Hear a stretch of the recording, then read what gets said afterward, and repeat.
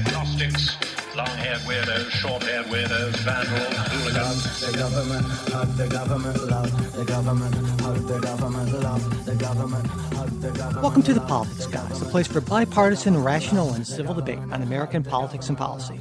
I'm Michael Baranowski, a professor of political science at Northern Kentucky University. I'm joined today by my conservative counterpart, Cleveland area attorney Jay Carson. Hey, good morning, Mike. Hey, Jay, how you doing? I'm all right today. I don't have anything witty because I'm filling in last minute. But yeah, well, I should mention I'm here when America needs me. Exactly. We had Kristen was supposed to be joining me today and sort of running the show as she always and so ably does, and we do the show together. And she had a last minute thing come up, and so I reached out, sent the bat signal out to Jay, and Jay responded that he is here on a moment's notice, almost literally on 5 minutes notice. I think it's not an exaggeration. And so this should be, Jay, an interesting experiment. It's sort of the free-form kind of, improv version of it's the like politics. Back to the old school, like the way we used to do it. Exactly. Yeah. You and me talking on the phone. We don't need those stinking notes or anything like that. We can just wing it.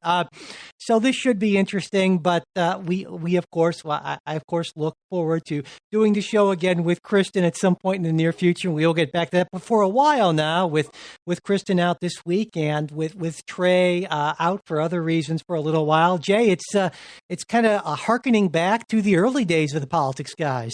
Yep. So before there was a Donald Trump. Yes, exactly. So anyway, before we get started, I should mention that there's kind of a new thing that I am doing for folks, and it's I guess you could call it a feature, something I'm calling very uninterestingly Mike's Recommendations. I read a lot of stuff every week, and some of it's pretty good. Most of it's not. But I realized that I could just sort of bookmark the things that I thought were best and kind of make that available to anyone who's interested in kind of seeing what opinion pieces and other kind of long form things I thought were worth sharing with the world, I guess, or our little part of the world. And so I'm going to be doing that. And I started doing that this week, and it's through Flipboard, but you don't need an account. You just need to click on the link. And so if you're curious about that, I will have the link in the show notes, and just let me know what you think. And also, I want to thank our newest sustaining supporters. We have Margaret, David, and Stephanie. Thank you very much. We really appreciate it. As a Patreon supporter, of course, you not only get that second full-length episode every week, you also get ad-free versions of all of our shows, as well as other things at different levels of support. And as always, if you would like all of our bonus content, but you can't afford to financially support the show right now, it's totally not a problem. Just email me, mike@politicsguys.com, and I will get you set up with access to all of the content that we put up. But if you are interested in becoming a supporter, you can just go to patreon.com/politicsguys and get all that information there. All right. Well, with that out of the way, here we go with our freewheeling episode of the Politics Guys. And we're going to start this week with... It's going to be like Coltrane at the Village Vanguard. Yeah, exactly. We're just going to be, yeah. If Coltrane had never taken a saxophone lesson, that's I think how it would be. But anyway, so we're going to start with a pardon. I think this is sort of a fairly expected pardon. Donald Trump pardoned his former national security advisor, the man who held the job for a full 22 days, Michael Flynn. And you may recall that Flynn actually pleaded guilty twice to lying to the FBI, and that's in conjunction with the Russia investigation. And I think, to me at least, Jay, it comes as no surprise that Donald Trump issued this pardon. And what do you think? I mean, were you surprised at this pardon? No, not surprised. There was some thought that he may wait a while to see if he would get eventual vindication in the courts, as he did at the original circuit level. Then it went en banc, and the en banc court reversed and sent it back to Judge Sullivan for further proceedings. And Judge Sullivan has just been sitting on this. So I think Trump was willing to wait a while, but at this point, seeing that there's not likely to be any ruling or able to move that forward, he just went ahead and did it. So, And generally speaking, certainly exoneration in a court is better in a way than a pardon. But we should point out that a pardon is not an admission of guilt. That's one of these misconceptions about a pardon, actually. And in fact, there's been some, I believe, previous Supreme Court rulings saying that just because you have accepted a pardon does not mean you have admitted any guilt. You're just accepting the pardon. Right. And, who wouldn't? Yeah, exactly. Yeah, well, yeah, exactly. No, take your pardon and you know what to do with it. But, I think maybe a bigger question is, was pardoning Flynn the right thing to do? If you were in Donald Trump's position, Jay, would you have pardoned Michael Flynn? Absolutely. And why is that? Well, I think if you look back at this investigation, there are so many problems with it. And it goes to really the fundamental thing that I've been arguing about, right? That my biggest concern is that you had parts of the United States law enforcement apparatus and national security apparatus that were sort of weaponized against Michael Flynn and against Trump in general, Michael Flynn in specifically. Keep in mind, they investigated him for months sort of leading up to before Trump's inauguration. Then in January, had a meeting. The FBI said, look, we've got nothing. We don't think that he's doing anything improper.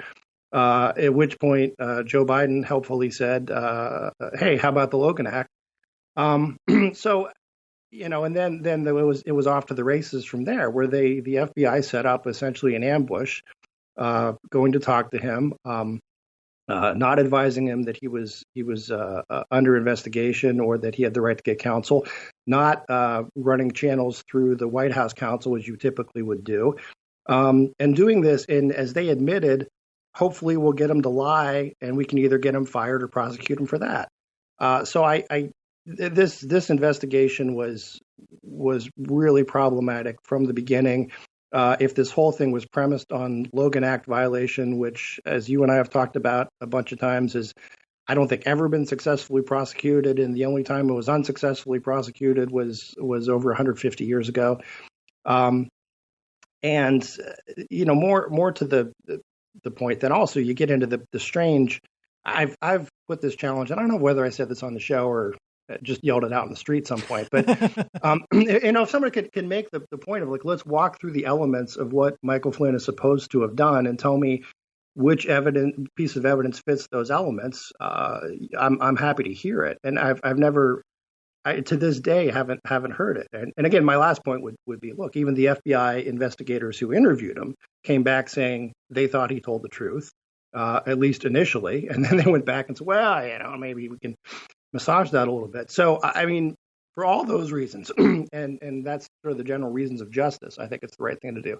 I think it's also the right thing to do, almost for the same reason that Gerald Ford pardoned Nixon and also pardoned people who fled the draft, is that if you want some kind of national closure, this is the way to do it, rather than continuing to prosecute. And my concern is, and this is the same thing, I said the same thing about, Trump's locker up rhetoric and all that, is that you start to descend into the, banana republic type thing. If this is what we do after every administration, we continue to prosecute someone, the outgoing administration. So I think it was good on reasons of justice and law, for all the reasons that the panel of the DC Circuit said.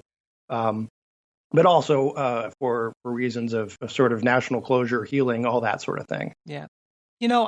I don't really buy the argument, or don't necessarily buy the argument, that this was from the beginning a deep state partisan hit job against Donald Trump. But what I do believe is that prosecutors like big cases and like to make a name for themselves. And this is a pretty big, trophy to have on your wall, certainly. And so I think even, it's hard to look at what happened to Michael Flynn, as distasteful a person as he is, and I find him extraordinarily distasteful. He was one of those people leading the locker up charges, to chance and so forth. But you have to put that aside and look at how he was treated. And it seems hard for me to make a case that he wasn't unfairly treated. And just because he might be an icky person doesn't mean that it's okay to do that. And so, the Constitution was written for icky people. Exactly. Exactly. And so the more I thought about this pardon, the more I thought, this is a reasonable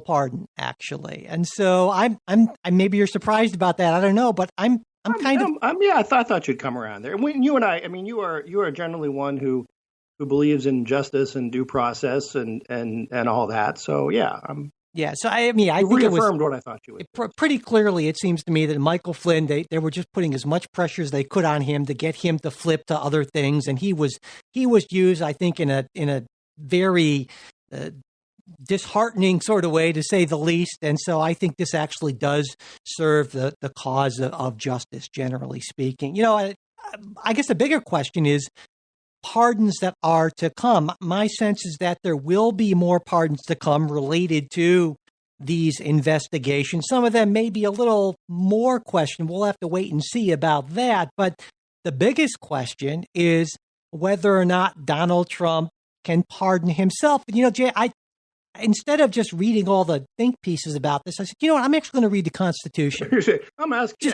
That too. But I thought, I'll go to Article 2, Section 2, and it says he shall have the power to grant reprieves and pardons for offenses against the United States, except in cases of impeachment. Now, when I read that, I thought, if I'm reading this as a textualist, this would suggest that there is one bar to pardoning, and that is in cases of impeachment. So meaning that, Congress impeaches the president or anyone else, and the Senate convicts, then the president cannot pardon that person. But I don't see anything in there that prevents self-pardoning if you're just going by the plain text.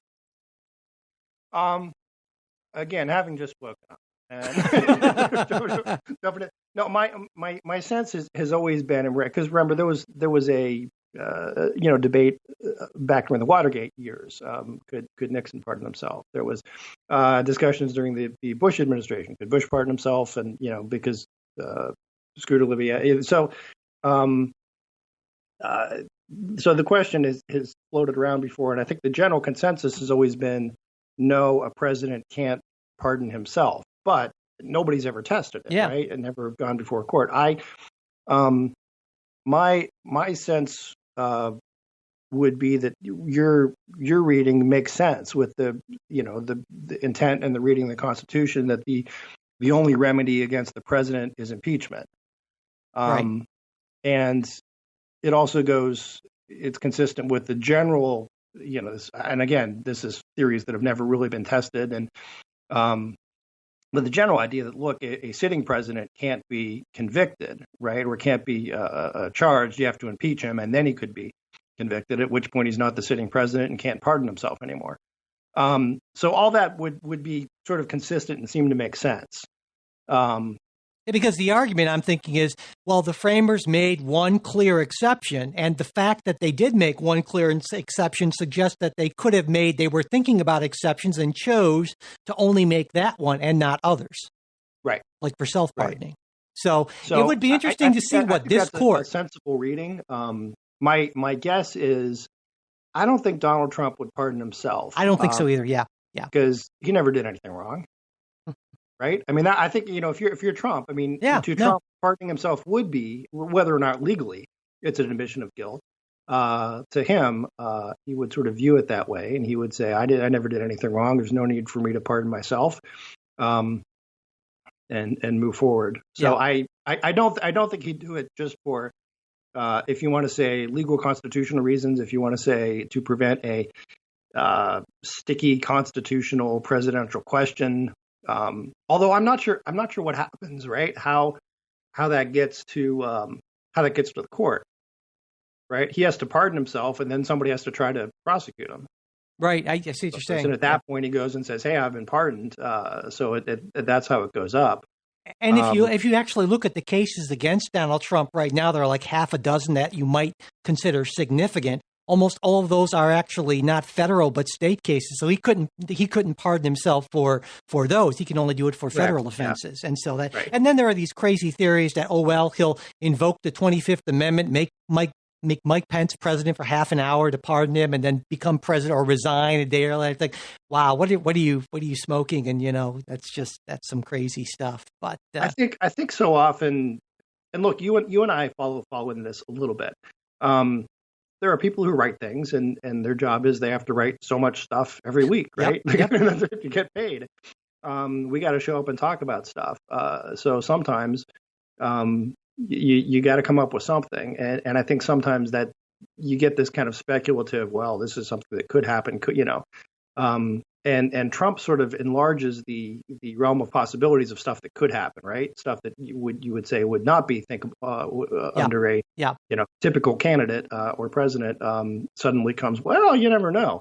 So I think there's some of that going on too. But no, I do not expect him to pardon himself. And interesting. I was just saying, as we were talking about this, I was thinking one of the most interesting and very sort of Trump-like pardons he could make on his way out the door would be pardoning Hillary Clinton. Yes, I could see him doing that. I think that, and that would be, to me, would be wonderful, hilarious. And then she would try to refuse the pardon. I'm sure she would. Yeah, that would be. But I can totally see now if there are any Trump administration people listening to this, I can just see them scribbling massively. Yes, let's do that. That would be.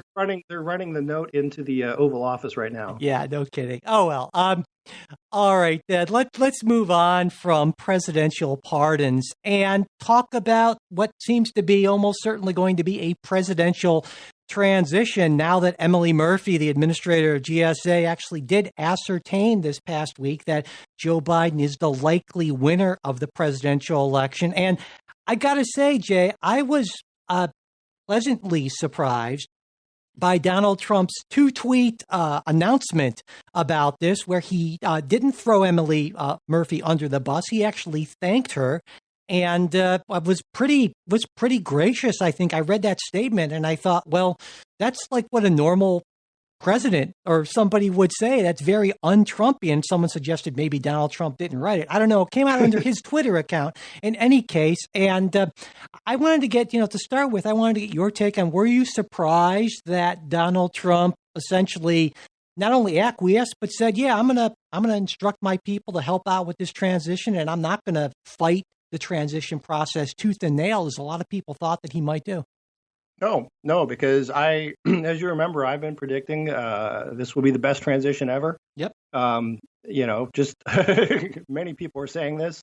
Ask anyone. Nobody does transitions better than Donald Trump. I think that's what you're going to get. And, I mean, he's gonna fight tooth and nail throughout this, and he will continue with the "I was robbed" story going on. But again, I think adopt the even though I'm robbed, I am so very gracious that I'm going to give the nation the best transition ever. I hope you're right about that. Be his motif going forward. I think this is a sign that would point to that direction. And as I said, when we talked about this last week, I really hope you're right about this.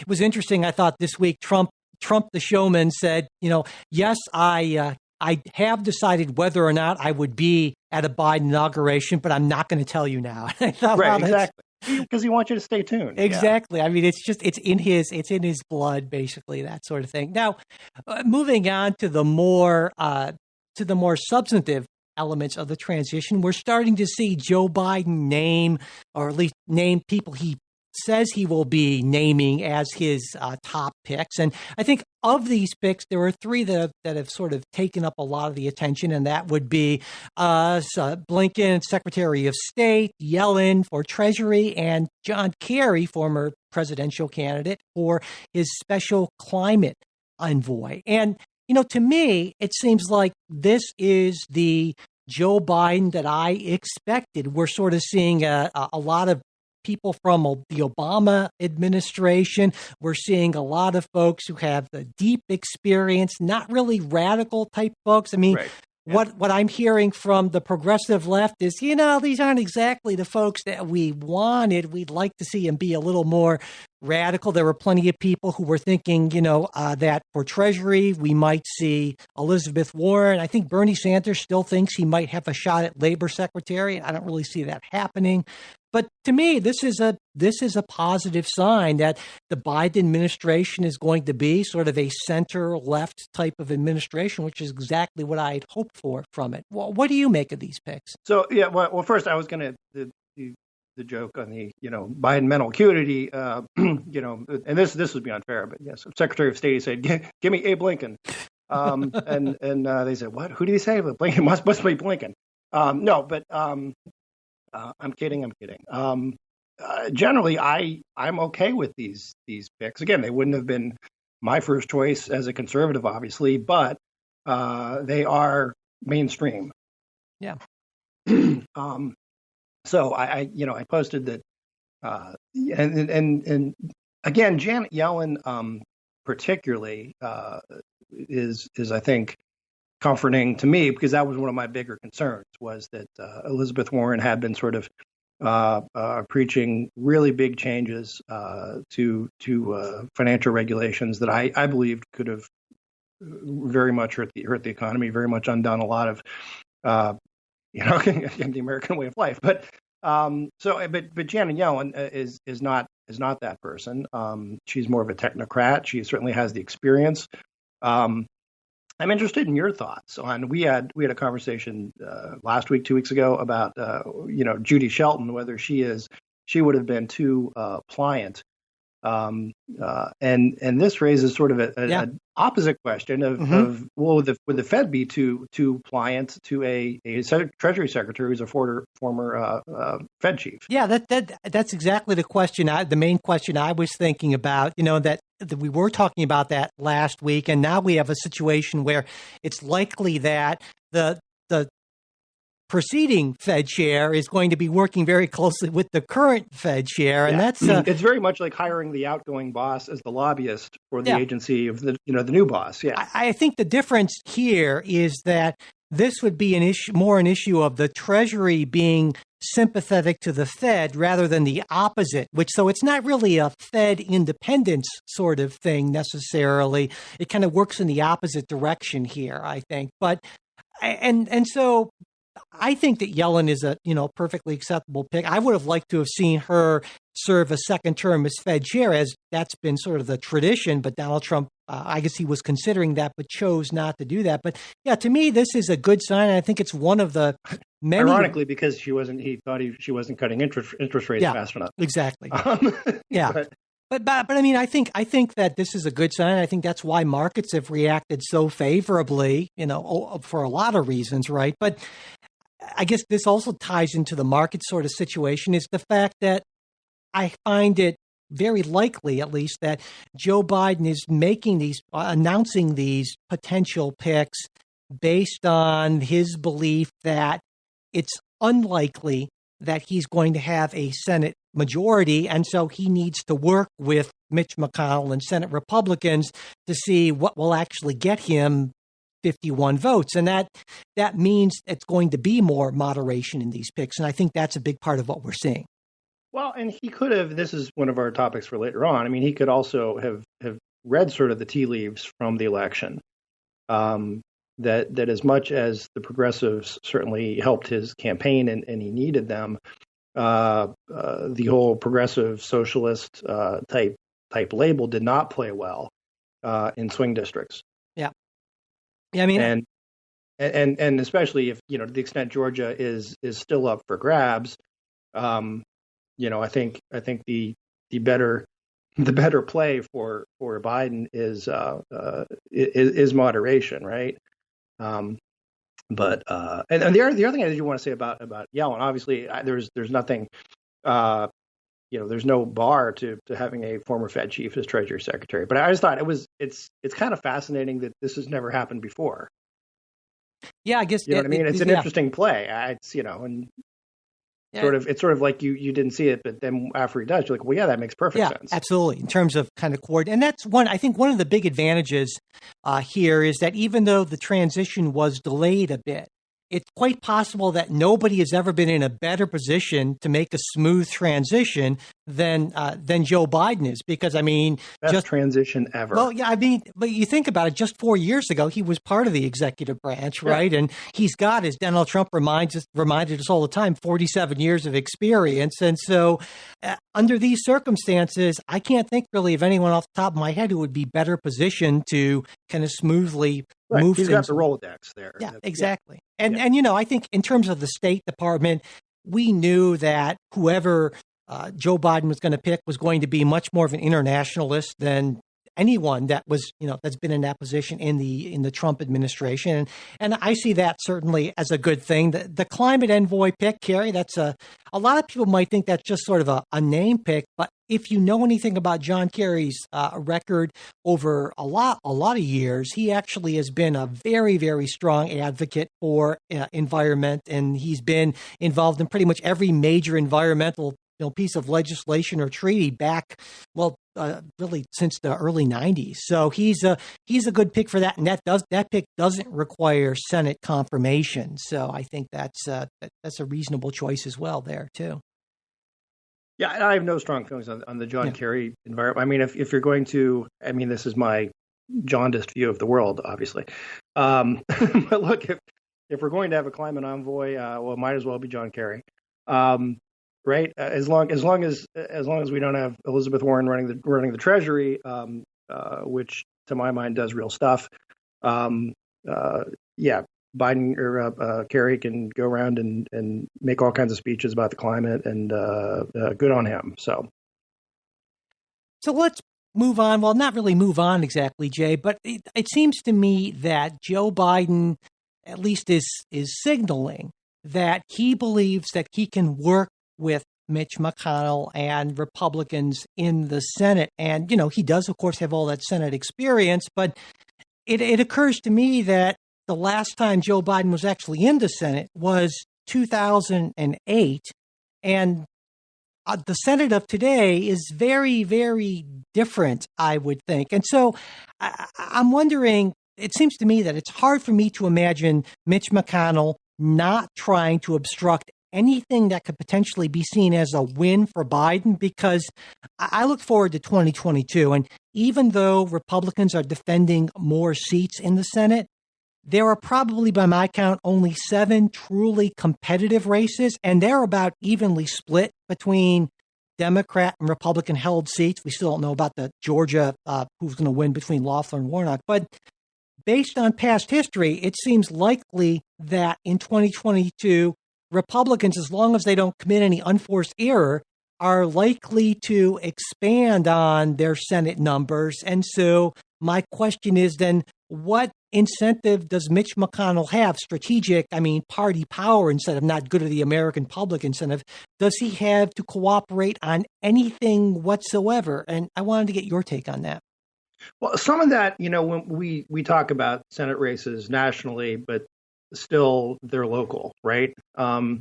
So I think part of that, and you've probably done the math, obviously, that I haven't, as far as looking at who's up and who's not, and which is competitive and which isn't.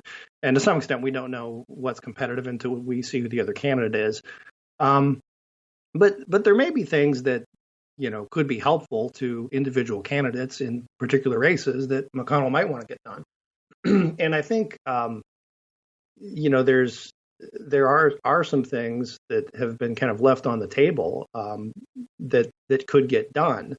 One being infrastructure. Well, for the first being COVID relief, the second being infrastructure, third being maybe a DACA deal. All those sorts of things that we had talked about. That look, there's room for a compromise here. And my sense is McConnell, if I'm him, in some ways, maybe you want to compromise, take those issues off the table, right? Because what the Democrats have done, particularly with, say, like DACA and what Pelosi tried on the COVID bit, was sort of the holding up for a better deal, and then use the issue as against the other side. And I don't think that really worked, or at least it didn't work all that well.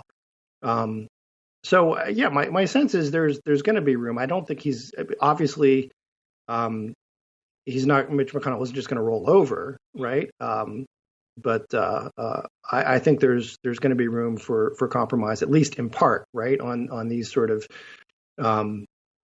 piecemeal. And again, that's the the issue. I mean, do we is Biden going to be willing to take a half a loaf, right? Take a half a win on something like COVID relief that maybe doesn't get all the state relief that he would like, but still substantially injects money in the economy and protects vulnerable industries, that sort of thing. I think he might, and I think there might be enough senators who individually, based on their race, would be willing to go along with that. So you think that Mitch McConnell will be willing to work with Joe Biden as long as Joe Biden kind of puts forth sort of generally moderate type of positions on things? Yeah, well, I think it's not even so much the moderation bit, but maybe it's the here's the whole package, all or nothing bit. Sure. That we've seen. You know what I mean? So if we're able to, break out pieces and say, look, yeah, we can agree on this, but it doesn't have to be tied to that. We'll get some stuff done. Yeah.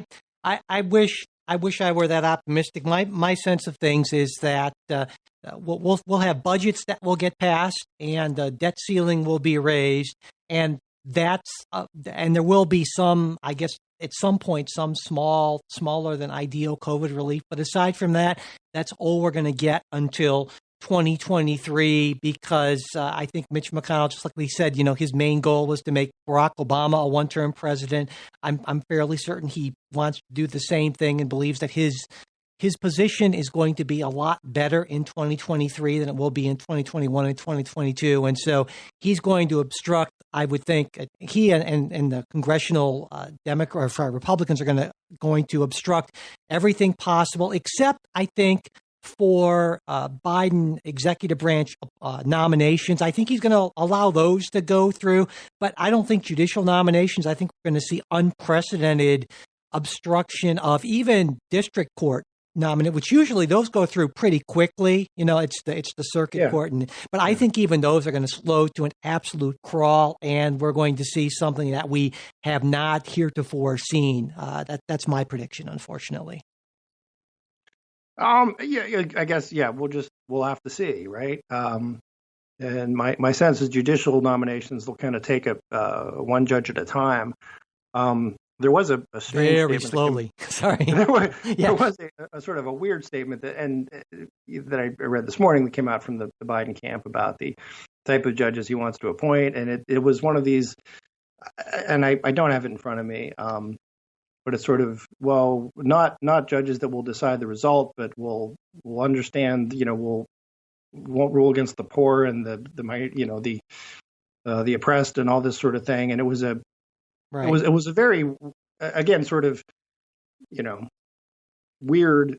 We're not going to get judges who are results oriented. We just want judges who come up with the right results. You know what I mean? It was sure. So we'll see what that means. And again, I just, as a constitutional theory, I think that's not a very good one, but that's neither here nor there. I hope I'm wrong on all of these counts, and that you are right. I rarely say that, but in this case, absolutely. So speaking of judges, there was a big, not really a ruling exactly, but a big, I don't know what you call it, from the Supreme Court. They actually, they granted a request from the Roman Catholic Diocese of Brooklyn and two Orthodox Jewish synagogues to block enforcement of a New York State executive order that restricted attendance at churches and synagogues.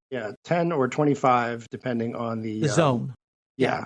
And the I guess the breakdown of the justices was, I won't say it was surprising, because it's kind of what you would have expected. Right now, the five most conservative justices were on one side, Thomas Alito, Gorsuch, Kavanaugh, and now Barrett. And then we saw Chief Justice Roberts with the court's three liberals in the dissent, but Roberts' dissent was a little bit different. He wrote separately. And so essentially the ruling, right, was that this is a religious liberty issue, and that the majority said, well, this was singling out religion. Right, unfairly discriminates against religious, yeah. Yeah, and my take on this is, well, not so much really, because religion, it seems to me, and I agree with the dissenters here, these churches and synagogues weren't being singled out because they were religious, but because of the types of activities that went on in this venue, meaning a lot of talking and singing and whatever, the kind of stuff you do at church, basically, which is a lot different than what you do. You probably don't do a lot of singing and chanting when you're at, like Home Depot or something like that, right? So I think that You these don't, but well, yeah, exactly. I think these restrictions were not based on the fact that this was religious, but just the fact of what happened during this sort. So, the same restriction should apply to the bars that do karaoke or something like that, And Right. so to me, that's reasonable, but I wanted to get your take on this. So I guess the weird thing is the restrictions were structured in such a way that there are plenty of places. Now, again, you mentioned the activity. Of course, we could trust these folks at these churches to maybe do the right thing on their own, right? I mean, I would think.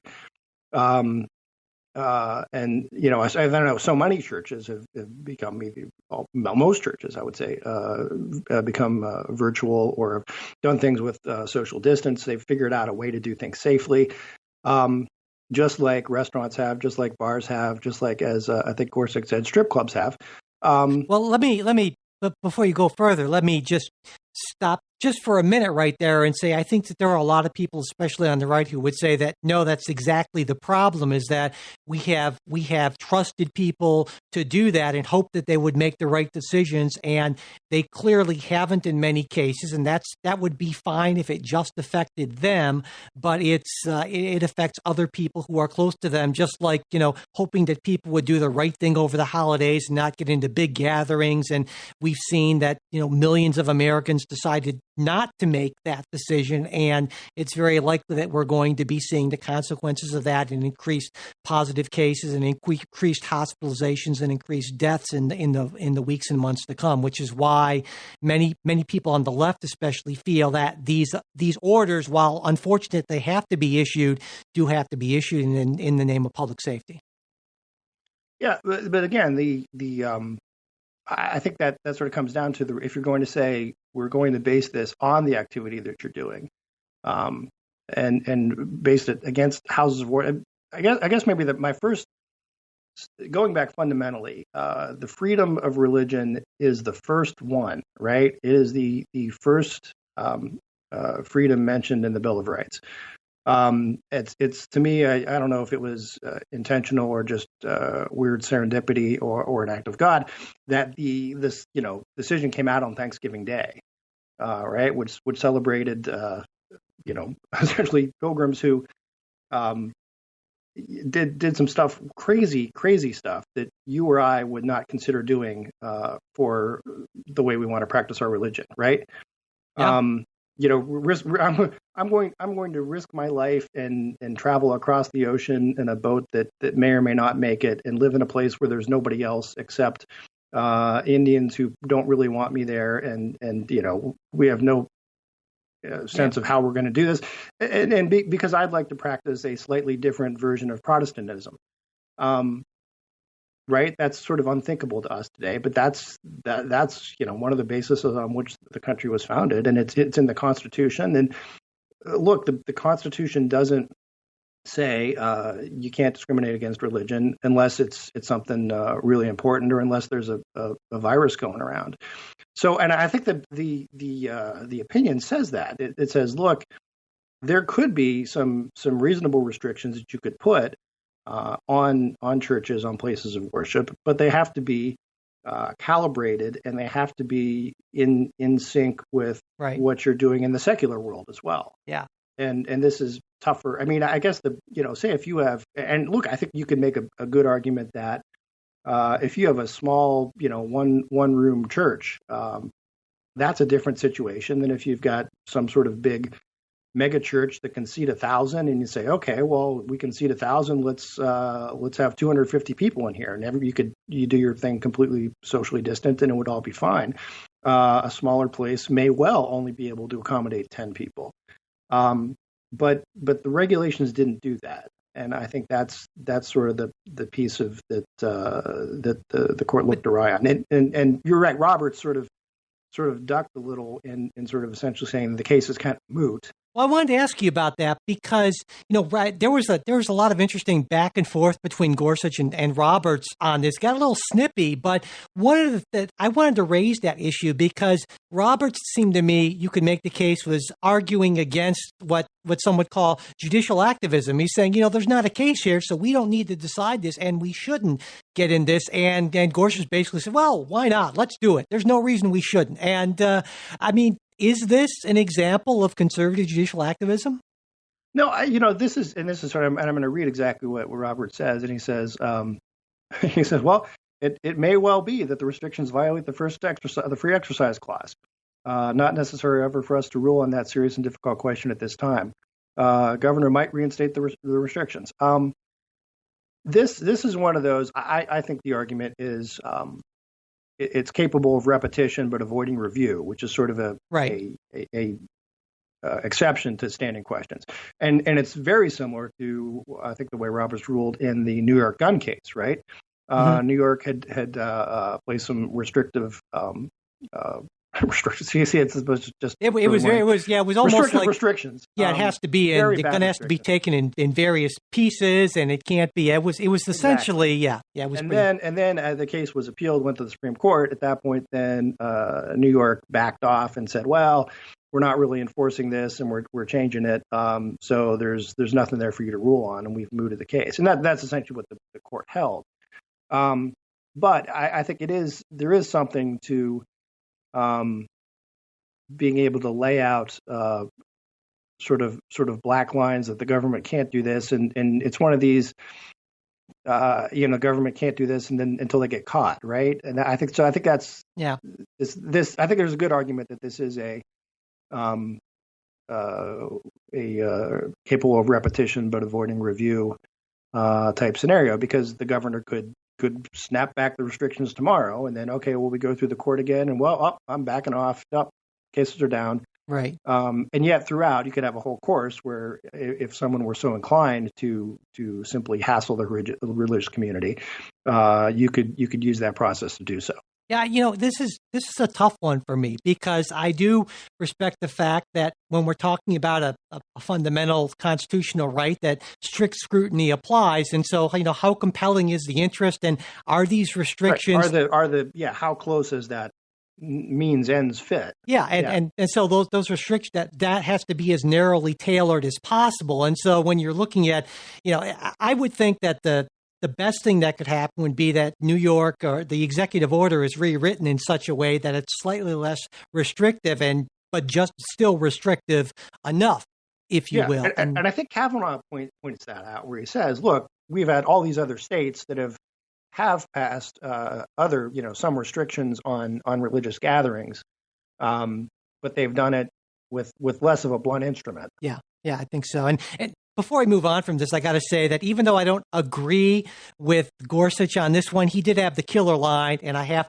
to read it because it's just great. He writes, "We may not shelter in place when the Constitution is under attack. Things never go well when we do." And how can you not love that line? I mean, even though I think he exaggerates the severity of an alleged attack. I was going to go with.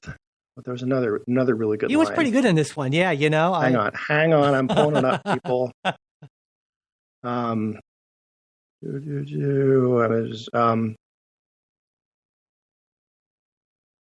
not going to be able to find it now. That's okay. We're just going to edit this out. We're going to edit this part out. Something along the lines of look, the Constitution, doesn't get canceled because of a virus, right? So we'll move on. I will find it before the end of the show. Okay. So moving on, let's talk a little bit about, we've been talking about COVID in certain ways almost throughout this podcast, but, we talked about this a little bit last week, Jay, and that right now we're seeing kind of sort of weird signs. The market broke 30,000 right for the first time, which was pretty impressive. And if you look at orders for, I believe it's durable goods are up, and companies are looking forward to what seems to be a reasonably, what will be a reasonably robust recovery, not anytime very soon. But if you look ahead even to the Fed's own analysis, we're almost certain to see the economy bounce back pretty significantly toward the latter part of 2021 and into 2022. But right now, we're really facing some pretty significant challenges. Right now, we're seeing, extended unemployment benefits will be running out for up to 12 million Americans right after Christmas. Businesses are struggling now with, greater restrictions and shutdowns and things like that. The Trump administration's eviction moratorium expires on December 31st. And so will he issue a new moratorium? And even if he does, what does that mean for renters? Because a moratorium, all that means is that you don't have to pay your rent right now. It's not rent forgiveness. Right. And right now, the one analysis I've seen is that tenants could owe up to around $70 billion in back rent by the year's end. And where's that going to come from? So we're really dealing with a pretty big mess. And in the middle of this, we have Democrats not willing to budge on their COVID relief package of around $2.2 trillion. And Joe Biden saying, yeah, let's stick with that for now. And Republicans, on the other hand, saying, no, we're only willing to go as high as $500 billion. And that's a pretty big difference. And we're not seeing any talks or anything like that. So, Jay, what do you think's going on here? And are things going to get really, really bad for renters and for people who are on unemployment before the Biden administration takes over? I guess my thought on that would be that there's going to be a deal. Just not sure when it's going to happen.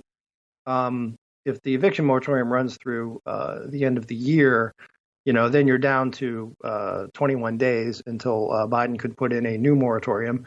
And quite honestly, as far as judicial proceeding happen, nothing's going to happen within the 21 days on residential evictions. I just don't see that happening. Meaning, by the time the moratorium expires, someone files in court, someone responds. At that point, Biden's already in office and could issue a new moratorium. If you're inclined to believe that the president has the power to do that, which I'm not, which is a different situation, different story. But no, I think it's going to get worked out. And if landlords, you keep in mind, landlords operate in the economy also. Different ones have different, different constraints working against them. We talked about this. One of the big problems is smaller landlords, right? They may own one or two properties that they've mortgaged, and they owe the bank. So they have to keep making payments, and they depend on the rental income in order to do so. That right. Said, in my experience, most landlords aren't in any rush to kick out a tenant unless they have a new one lined up.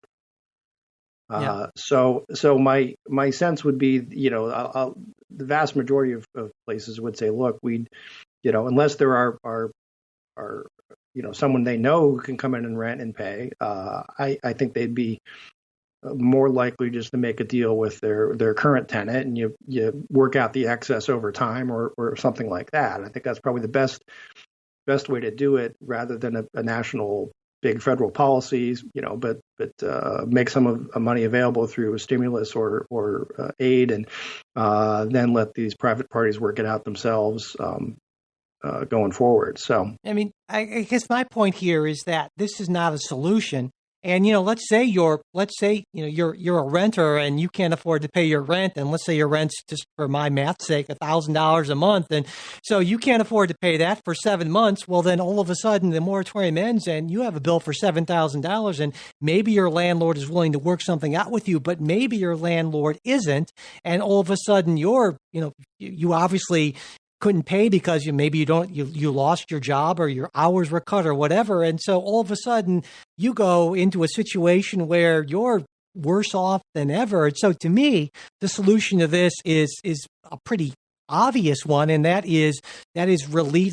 Subsidies or relief either directly to the landlords, kind of like the landlord tenant version of the Paycheck Protection Program, or giving the relief to the renters so they can pay the landlords. But I mean, the money's got to come from somewhere, and we got to remember that there are millions of people here who are really going to be suffering under this. And so I guess I'm not as sanguine about the prospects of everyone being okay and just assuming that landlords and tenants will work it all out. I think a lot of people are going to be really badly hurt by this if there's not some sort of larger coordinated action on this. So, when the pandemic started, there was a push, and this is what the Fed did, right? Opened up sort of the money floodgates to the banks and told them make money available to people. And the idea was sort of, look, the Fed would prop up the banks would prop up the landlords would cut the tenants a break. And I don't think anyone ever spelled that policy out in those words, but that was the idea, right? We get the money back out to the banks and give them some cushion to deal with the loans that the landlords would have. Is everybody is it gonna work out for everyone? No. I can tell you I helped start a program with the Cleveland Metropolitan Bar Association where we are trying to get mediation between landlords and tenants in order to do sort of just what I talked about, right? That everybody just sort of works something out, and you either extend the lease out by another so many months, adding additional payment in to make up, or you come to some other agreeable solution. But no, I mean, I guess the idea is mass evictions aren't helpful for anybody. They're not good for the landlords. They're not good for the tenants. So I understand there's sort of like there's this, sort of mindset out there that landlords are just out there waiting to kind of throw people out just because they hate people. But that's really a hassle to actually evict someone and deal with all that. They're looking at paying thousands of dollars in attorney's fees. Then they got to go in and spend some money probably cleaning the place up, and then they got to advertise and try to get somebody else in. So they're looking at a significant sort of upfront hit, for a couple months where they're probably not generating any income on that property. So yeah, there's more of a disincentive for landlords to evict people than I think is commonly thought.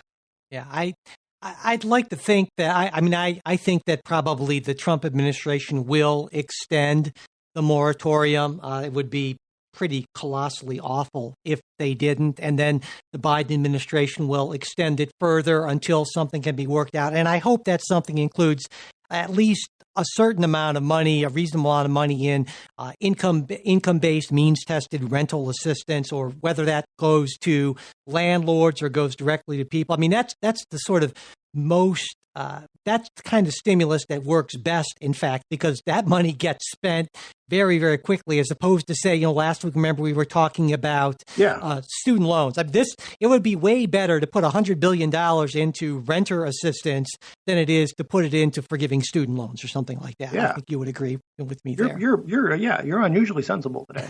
I don't know. It kind of caught me off guard, but yeah, all right. But do you think that there will be legislation on this before the Biden administration takes over? I don't know if it's going to be before. I mean, my prediction before was that they'd get it done by Election Day. I don't know. I think part of this too is waiting. We would almost be in a better situation either way if we knew what the Senate was going to look like, right? Because with those two races, I mean, that's a huge deal, because and again, I don't think this is going to happen, but it isn't totally improbable that we see both those races go for the Democrats, because even though you can argue that, say, Warnock is a stronger candidate than Ossoff, they're kind of running together almost as a team, and I don't think there's going to be a lot of ticket splitting. So it's easy to envision a situation where it goes either way, and all of a sudden Democrats have effective control of the chamber, and there's the possibility of, even though I don't think it's going to happen, the filibuster being ended and something really big being pushed through. And that might be entering in, I think, in a very real way to a lot of calculations, though. Again, I don't see that happening, because I don't think that there are the votes, even if that does happen, to end the filibuster. That's my sense of things. Well, no, I agree. It's one thing to say, you want to do something really big or end the filibuster, or, when you've got when you don't have to have the vice president casting the tie-breaking vote. Yeah. Yeah. And also, this is just my experience. It's really tough to hold a coalition together, and you've got to hold all 50 all the time. And it's tougher, in my experience, to hold that coalition together when you're playing offense as opposed to when you're playing defense. Yeah, that's a great. So point. I would say if you are Republicans, it's much easier to hold your 50 together to oppose something that some crazy radical plan that Biden's doing, as opposed to if you are the Democrats saying we want $13 trillion in COVID relief. Right. You're not going to be able to hold all those 50 senators, and as much as I think there's look, if you have the numbers, you have the numbers.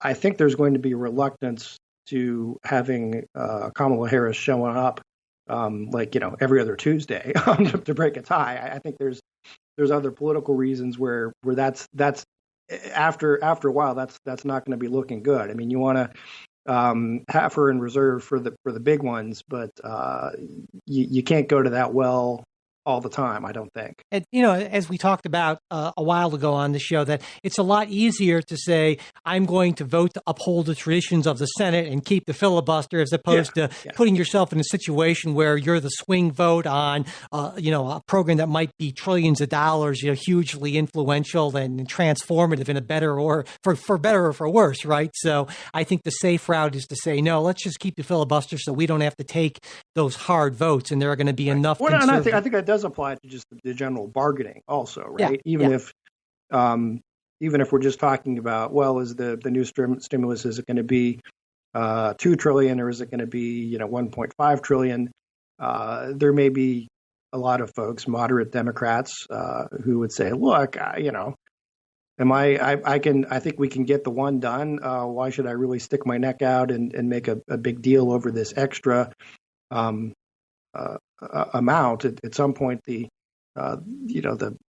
rate of return, is diminishing. So my hope here, and what I think is, well, I don't know, maybe I'm a little optimistic here, but of course we still need to pass the budget. We're operating under a continuing resolution, and that's supposed to happen this month, in December at some point. And my hope is that there will be at least some minor kind of targeted stuff included for COVID as part of that. But I don't even know if that's going to happen. The more I think about this, the less optimistic I become. And so I don't necessarily think that anything significant is going to happen until probably early February of 2021. And that, I find that obviously pretty unfortunate, I would say. So. All right. Well, Jay, we managed somehow to. I would say no, Mike. I'm going to jump in with something. But Please keep in mind that the new Senate is sworn in January early, right? Right. Again, we still don't know about those two Georgia seats, but we'll know by the second week of January. Yeah. So I mean, the new Senate takes office, 2-3 weeks before the new president does. Right.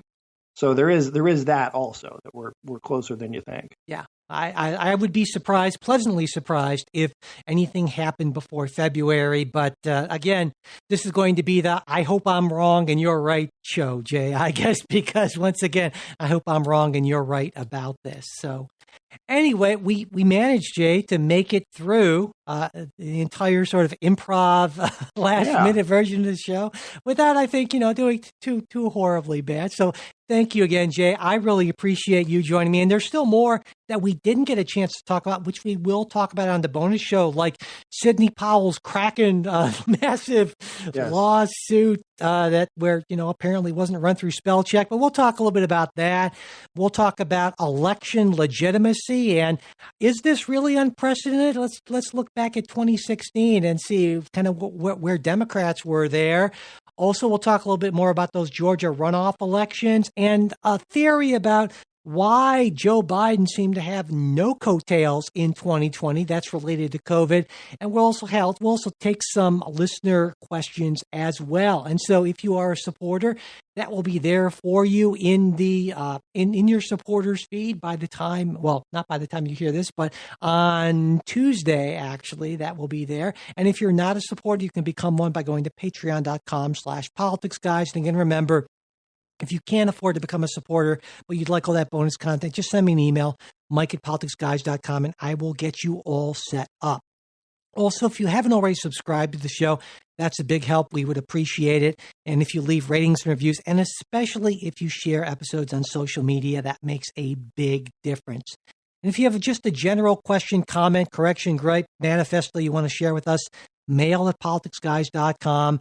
And finally, we want a special thanks to our executive producers, Bruce Johnson, Wilma Moreno, Andra Masker, Daniel Toe, Chris Wilkerson, and Nathan Sosnowski. Thank you very much, guys. We'll be back with a new show next week. We hope you join us.